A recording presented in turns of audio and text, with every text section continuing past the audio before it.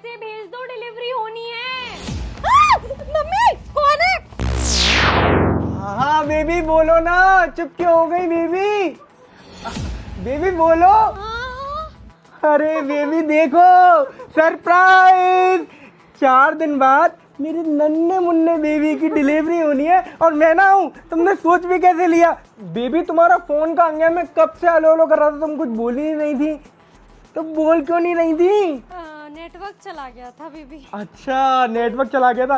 अब हमारे टच मत करो। क्यों? अब मेरा पेट है, वो घबराहट होती है मुझे कोई टच करता है तो। अच्छा बेबी तुम्हारा पेट है, तुम्हें घबराहट होती है। बेबी तुम शॉक नहीं हुई मैं आ गया तो? मुझे बोलने का दे रहे हो तुम, शॉक तो मैं हो गई हूँ। अचानक कैसे आ गए तुम तो वहाँ थे ना। बेबी तुमने सोच भी कैसे लिया? एक फौजी का बेटा जो आने वाला फौजी है उसको मैं अकेले पैदा होने दूंगा? ऐसा सोच भी कैसे लिया तुमने? मैंने तुरंत कर्नल साहब से बोला एक छोटे फौजी की डिलीवरी होनी है, मुझे जाने दो, वो इस वतन के लिए काम करेगा। कर्नल साहब ने कहा तू अभी के भी जा और अपनी पत्नी की डिलीवरी करा गया। और देखो 4 दिन पहले आ गया। तुमने 4 दिन बाद की डेट बताई थी ना मुझे, देखो मैं 4 दिन पहले आ गया बेबी। तुम जाओ चेंज कर लो। चेंज तो मैं कर लूंगा, तुम मुझे भगा क्यों रही हो? नहीं वो तुम अभी आए हो बाहर से, धूल तो होती है, मिट्टी होती है, ट्रेन का सफर करके आए हो, कितनी गंदगी होती है, कीटाणु होंगे बहुत सारे। तुम जाके नहाओ, कपड़े बदलो, उसके बाद आओ, उसके बाद टच करना, वरना बेबी बीमार हो गया तो।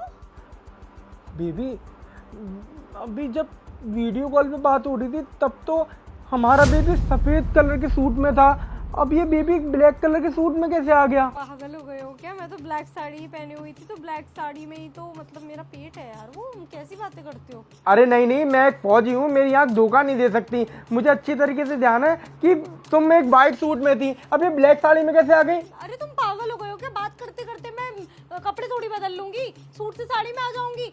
हाँ मेरी रिफ्लेक्शन पड़ गया होगा लाइट का, तो वाइट लग रहा होगा। ऐसे ही था सब कुछ। तुम जाके नहा के आओ, उसके बाद में बात करते हैं। रिफ्लेक्शन में ना मैंने ये भी देख लिया कि तुम्हारे पेट में कोई बच्चा नहीं है, तुम्हारे पेट पे बॉल लगी हुई है, बॉल। वीडियो कॉल तो काट ली थी, फोन तो नीचे कर लिया था, पर वीडियो कॉल काटना भूल गई थी। क्या है इसके अंदर? बॉल लगा रखी है, स्काई ब्लू कलर की लगा रखी है। सब कुछ देख लिया मैंने वीडियो कॉल पे।